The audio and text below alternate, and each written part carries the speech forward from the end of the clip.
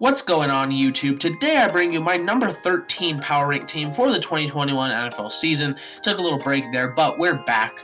I think, the Seahawks are a team that they're right on the bridge of me for, are they really competitors? To me, no, just because the defense is a big worry. However, with the 13th team here with the Chargers, this is the threshold where we're finally getting into those teams that I think are definitely competitive come playoff time. I wouldn't consider these teams, Super Bowl competitors, but they are definitely going to be competitive in the playoffs. So yeah, without further ado, let's get into it. So starting off the receiver position, Keenan Allen, one of the premier receivers in the league. He's always been a fantastic route runner. He's Keenan Allen. He's a top 10 receiver. Great to have for this receiving room, obviously. Mike Williams, one of the best contested catch receivers in the NFL. Also a great guy to have there. I mean, you have your mid-level route runner. You have your deep go up and get it guy. And then they got a nice guy here with Josh Palmer, who could be that kind of more short to intermediate type receiver. I was not a big fan of him coming out of Tennessee. I'm not a big fan of Tennessee products in general. But with Josh Palmer here, though, he is a solid pickup. We'll see what he can be. I did like Tyron Johnson and Joe Reed. These are two guys, younger guys that I like. KJ Hill as well, a nice little speedy threat. Somewhat speedy threat. So, I mean, you have some nice young depth here behind it, but obviously the big highlight of this room is your top two guys there. I'd say Mike Williams, top 25 guy, Keenan Allen, top 10. Two great receivers there. So that overall is going to get you an A. I think we'll drop it down to an A- just because I think Keenan Allen is kind of more like that 8 to 10 range for me, but still an A- for me. At left tackle, Rashawn Slater. I was not the biggest fan of Rashawn Slater for a while. I think he'll be a good tackle for the Chargers, or if they need to move him into guard, they can. He'll be good. He's an NFL-ready prospect. I just don't see that kind of high ceiling. The people that had him over Penei Sewell, to me, were just absolutely insane. In no world do I see Rashawn Slater being better than Penei Sewell, especially, just kind of in this early...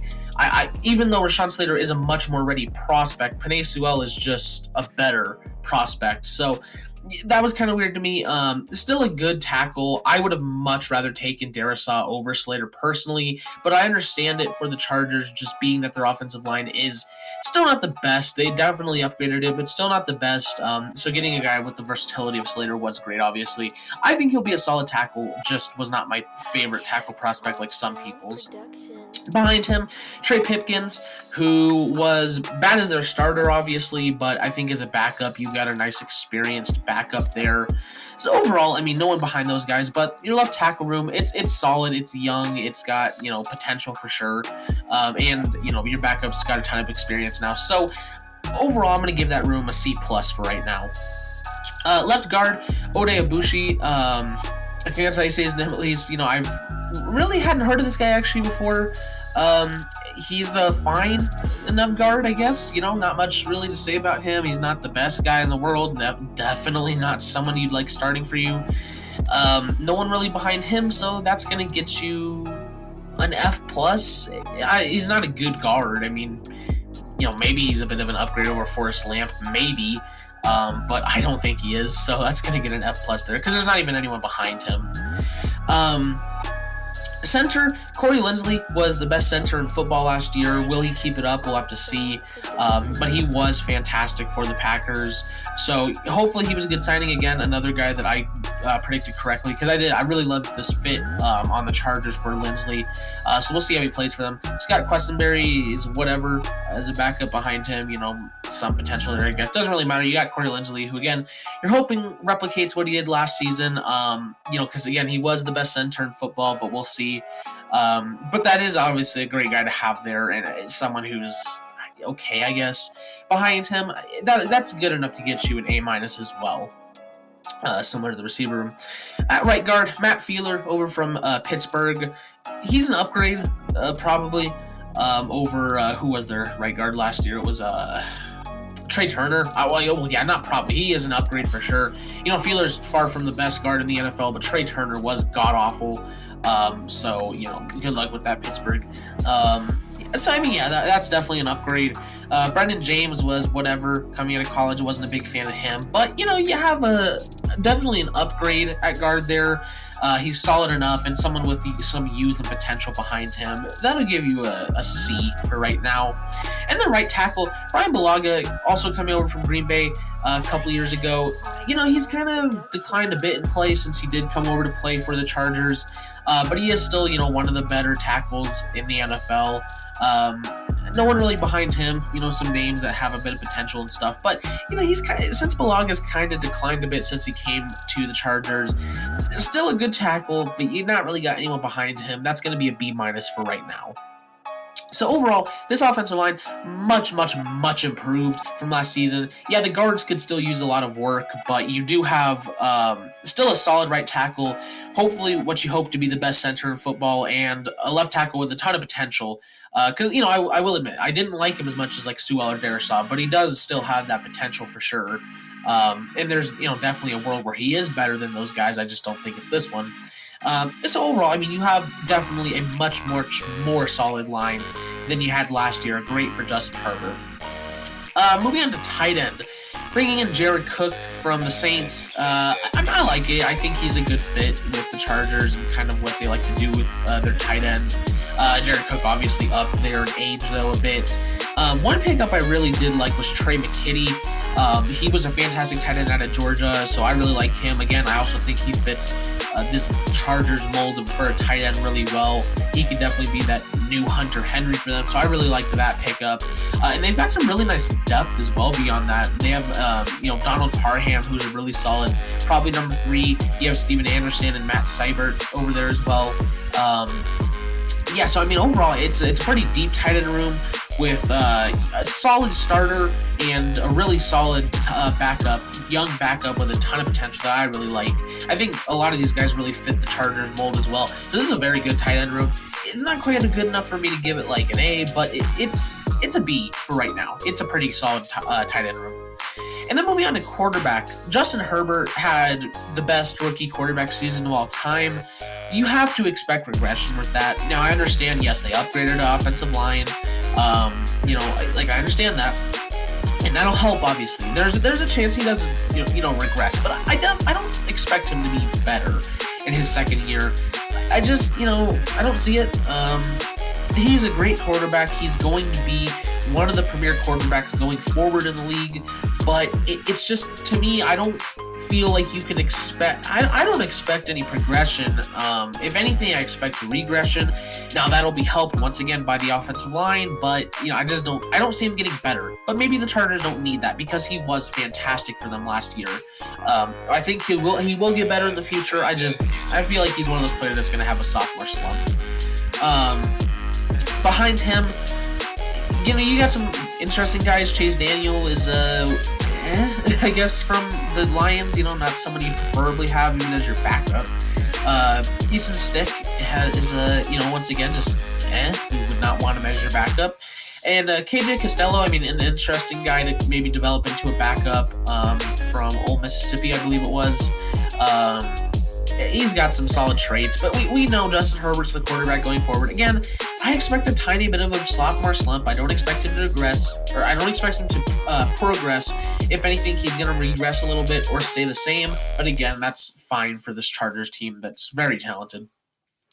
And then running back, Austin Eckler, solid fantasy running back. I don't think he's all that much more than that. He's a nice speedy guy, but that's that to me. He puts up solid numbers, but to me, I think he's a bit overrated for sure. I think people definitely overrate his talent and stuff, but he is still a solid running back to have. And there's some nice depth here, though. Justin Jackson and Joshua Kelly make up for some nice depth. Picking up Larry Roundtree, who I was not really familiar with, but he's a solid enough guy to have as your, kind of developmental young, even though these other two guys are also young developmental running backs, you got a rookie here. So it's a nice, solid deep running back room. Again, I say this all the time with every single player I call overrated. Just because I say they're overrated does not mean they're bad. Eckler is still a good running back. I just don't think he's as great as everyone says he is. So for that, you're going to get a B- for this room.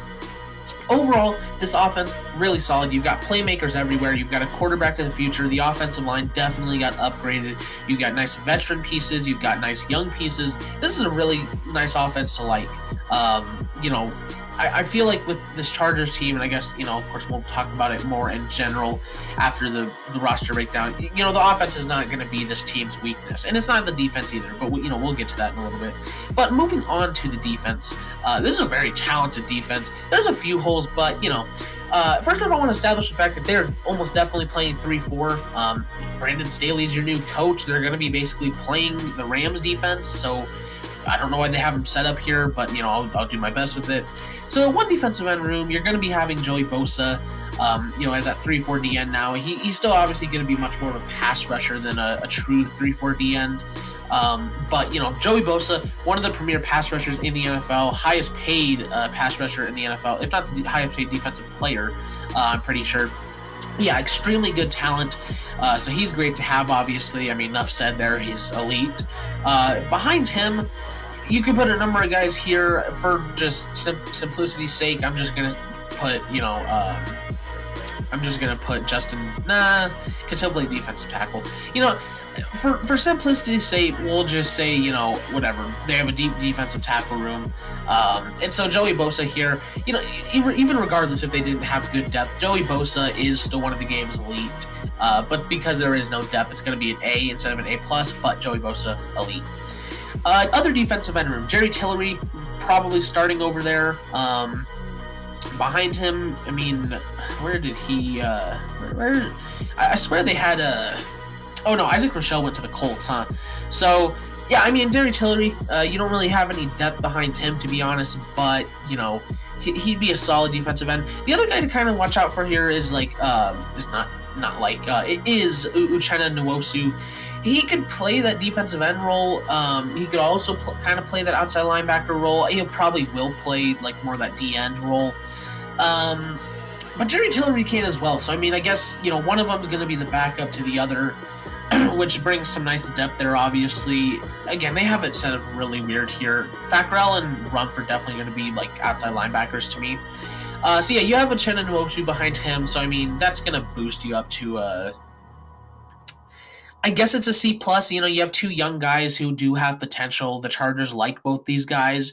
I'm not a big fan of them, but, it's whatever for right now. There's definitely that upside, though. And then a defensive tackle, Linval Joseph, one of the better run-stopping defensive tackles in the NFL. He's a solid, big-bodied guy. Justin Jones is his number 2 behind him now. That's a great number 2 to have there. Christian Covington, also a pretty solid depth player there. Yeah, I mean, not really anyone else worth talking about there, but you do have 3 really solid defensive tackles. Again, they're not going to be keeping a lot of this, guys. You're going to be keeping 3, at most 4 defensive tackles in this scheme. I would be surprised if they even keep 3, to be honest. So, yeah, I mean, Justin Jones and Linval Joseph make up a really good 1-2 punch there for that defensive tackle room. So that's a really solid room. That's going to be a B+. So now moving on to that kind of outside linebacker room. And again, they have this setup weird, but my outside linebackers are going to be Fackrell, Chris Rumph, and Kenneth Murray and Egbule, I think is how you say it. So at one side of the room, you're going to have Kyler Fackrell probably starting for you. He played that kind of, outside linebacker role for the Giants, and I think he can do the same thing here. Potentially a guy that, I'm forgetting his name now. Their new head coach, Brandon Staley, could develop into a decent enough starter. You saw what he did with Leonard Floyd. It could be a similar situation where he, kind of teaches Fackrell to use the guys around him, which is what Leonard Floyd has kind of learned how to do. But I do like him. Behind him, Chris Rumph, who I was a big fan of. Again, I feel like this is just a perfect fit in this defense. I really like the idea of Staley, coaching him up and stuff, because he's a developmental player, and I feel like Staley is the perfect guy for that. So Chris Rumph as a backup, picking him up, that was a great pick in my opinion. So I really like the youth here. I like you have a solid starter right now that fits the scheme, and a nice young rookie that can also fit the scheme fantastically. So that's going to get you a B minus for right now. And then the other outside linebacker room, Kenneth Murray is probably going to be playing that outside linebacker role, to be honest. They used him a lot as an edge last year. And so now that you're moving to that 3-4 outside linebacker type scheme, I feel like, since you're really lacking that position in general right now, I wouldn't want to be starting Chris Rumph for day one. Kenneth Murray, to me, just seems like a pretty likely candidate to start there, and I think he could actually be potentially better there as an outside linebacker more than a middle linebacker. He has that ability to drop into coverage for sure. He's a nice athletic player, and I think he's used really nicely as an edge player, and once again, Staley is the right guy to do that correctly. So I really like Kenneth Murray there. And then behind him, Emeka Egbule, I think is how you say it, is whatever. I mean, he's just kind of your backup. He's probably the most capable, outside linebacker type player besides those three guys. But yeah, regardless, I mean, Kenneth Murray, he's one of my breakout players this year. I think he could kind of break out and be, similar to that Leonard Floyd as well. So yeah, I mean, you don't have the best depth in the world, but you do have a nice solid guy who I think fits it really nicely and is a breakout candidate of mine. So Kenneth Murray is going to give that room a C+ for right now, but that'll definitely be up by the end of the year. And then the actual linebacker room itself, Drew Tranquill and Kaiser White headlining it. You have a fine enough duo there. Neither one's really solid in my opinion, but at least you have two decent guys. They picked up Nick Niemann, who he should be solid. Don't expect anything spectacular from him. No one else really worth talking about here. I mean, Cole Christensen and Damon Lloyd or whatever. I've never even heard of Amen Ogbong Bimaga before, personally. But you do have a decent duo and a nice young rookie that, once again, I do think fits this scheme pretty nicely, at least. So the linebacker room here, it's meh, but he gets brought down just because, there's no one here that's even solid. So it's going to be a D for me. And then the cornerback room. This is kind of the weakest position, unfortunately. You have some solid players here. I mean, you have Chris Harris Jr., who is still, one of the featured, slot nickel corners in the NFL. He gets beat on the outside pretty harshly anymore. I mean, even back in Denver before he came over to the Chargers, he was getting beat pretty hard. So he is pretty much exclusively a slot guy at this point. And at that, he's a great slot corner, but just, you don't want him to be limited to that, of course. Starting at one, outside corner position, you're going to have Michael Davis, who is not someone you'd want starting preferably, but it's kind of just what you have to do right now. He's a bit of an under-the-radar guy, but I don't really see a breakout year or anything from him. Then the other one, Asante Samuel was a pick that I actually really liked. This guy could be pretty similar, not only to his dad, but Jaire Alexander in a way where I think, although he's pretty undersized, and that is why he fell in the draft, which is completely ridiculous to me, I really like him. I think he has a ton of upside and potential. I don't really know why the Packers passed on him. I thought, if you're going to take a corner, why would you take Eric Stokes over Asante Samuel? The Packers should know firsthand that just because you're undersized doesn't mean you're not good. They literally have Jaire Alexander. But yeah, Asante Samuel, super talented corner, and this was a great player for the Chargers to get in the second round. So, although, again, you preferably would not want, him starting day one, it's what you got to do, and he'll get beat. He'll have his bad moments for sure, but he has a ton of upside. He is a very solid corner. The only guy really even worth talking about in that corner room besides those guys is Tavon Campbell, who, whatever, you do not want him starting at any point. It's unfortunately a bad cornerback room for a very good defense. Now, obviously, that pass rush will help out this secondary, obviously. But, the cornerback room in general, it's just not the best. A rookie that does have a lot of potential and talent and upside, but you just don't want starting day one. Michael Davis, great, but I think he's more of a developmental guy right now, so also not somebody you'd want starting. And Chris Harris, well, he's a great nickel and slot. At no point do you want him starting on the outside as well. So, there's young potential, but not people you'd want starting. Gets helped out by the pass rush, but still not the best room in the world. So you're going to get a C- for that right now. Chris Harris pretty much saved it right now. So, and then at the strong safety room, Derwin James, when he's healthy, Derwin James is arguably the best safety in football, and that really sucks just considering the fact that Derwin James cannot stay healthy.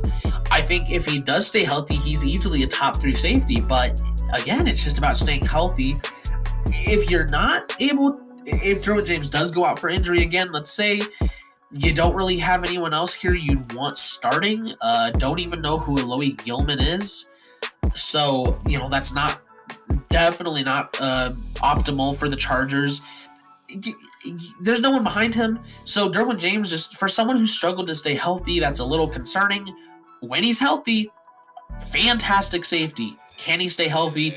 Big question mark, and especially if he gets hurt, there is no one to step in for him. At least he had Rayshawn Jenkins last year. Starting across from him, though, Nasir Adderley, pretty solid safety. There's my accent for some reason. Pretty solid safety. He got Mark Webb to be, kind of that young backup behind him. But Nasir Adderley, again, just a solid safety all around. I really liked Rayshawn Jenkins. He was one of the more underrated players, and he still is one of the more underrated players in the NFL. But he went over and signed with the Jaguars, so you lost that. So especially if Derwin James go out, that's just not very good. So you have a top 3 safety when healthy, but he struggles with health. You lost, one of the better underrated safeties in the NFL, and you picked up a couple young guys, but you have no depth. You have a solid safety and one that can't stay healthy. It's tough, but unfortunately, I have to give this room a C+ for right now. It's just tough with those conditions. So yeah, this secondary is kind of one of the big reasons why they are a bit lower than other teams. Once again, pass rush does help out that secondary, but overall, it's just going to hurt you, of course. Still a fantastic defense, but it can drag you down a little bit. For the rest, let's move on to special teams. Ty Long is a punter, pretty solid. Michael Badgley is not the best kicker in the world, not the worst. Your kick returner probably going to be KJ Hill, I'd imagine. Could be Joe Reed as well, though. It's kind of why I like those two guys. But, with this team, like I said, offense is not going to be the weakness. They upgraded the offensive line. You've got playmakers everywhere. Justin Herbert's a great quarterback. The defense, very, very solid. Great pass rush. Secondary is a little concerning, that's for sure. But, one of the big reasons I have this team at 13 is kind of uncertainty with coaching, culture, and schedule. And we'll move on to that because I don't necessarily mean they're concerns, it's just more questions. So let's go talk about that now. And taking a look at their schedule here, it's difficult. That is definitely for sure. There are easy games here. I mean, the Raiders could be an easy game, but it's also a division game, so those are never going to be easy. The Eagles, Bengals, Giants, Texans could be easy games. The Steelers are probably going to be competitive. The big issues here are obviously going to be teams that have good defensive, good pass rush, and teams that have a good passing attack. So even teams that aren't the best in the world, like Washington, the Cowboys, the Broncos, the Steelers, the Vikings, although those teams aren't the best in the world, the Broncos, the Steelers, and the Washington football team have fantastic pass rush. So those are going to be difficult games. And of course, the Broncos are a division rival. Or like with the Cowboys and Vikings, those teams have super high-powered offenses to where they're going to take advantage of your lack of secondary. Not to mention a team like the Cowboys, which with that offensive line, it becomes difficult. So, unfortunately, it's a really tough schedule for the Chargers here just because, there's easy games, but the rest are really, really tough. I mean, this is a bad schedule, especially considering the fact that, again, Justin Herbert is still one of the, he's still only in his second year. Now, Justin Herbert I believe he was the best quarterback under pressure as a rookie. Now, that's impressive. That is an impressive feat that no one can argue with. I mean, that's incredible. But it still doesn't make it easy to perform under pressure like that, especially when you're going to be playing teams like Washington, the Steelers, the Broncos, even the Browns or the Ravens. These teams have some great pass rushes. You're playing in one of the toughest divisions in football. There's a lot to be very discouraged about here. The coaching and culture isn't so much a concern as more of it's just, uncertainty. I do love Brandon Staley. In fact, he was my favorite hiring. He was my number one ranked hiring for like one of my very first videos I did all the way back in like December or something like that. No, it was in December, but it was somewhere around then. He was my favorite coach hiring then, and he still is now. I do think he was the perfect fit for these Chargers. It's just more of like, is he going to be another Anthony Lynn? And I don't think he's going to be nearly as bad as Anthony Lynn. But the reason that the Chargers lost a lot of games these last 2 years is because they would be really good and in the games, but they would always like make stupid play calls and make stupid decisions like late game that would lose them the games. And so I love Brandon Staley. He's a fantastic defensive mind. I think he'll win a lot of games for this team, but is he the guy to get it done in terms of, actually making the right play calls now and stuff? Or at the very least, is he going to hire the right coaching staff to do that for him? Like, I really like this Chargers team. There's a lot to love. The secondary is easily the weakest part, and even then, it's not very bad. But with a super, super tough schedule, a very tough division, uncertainty at the head coach position, just in terms, again, of, like, winning you those games, all of that combined, I love these Chargers. They're still in the playoffs for me. They're still going to be competitive, but like this is going to be really, really difficult for these Chargers. But I believe in them.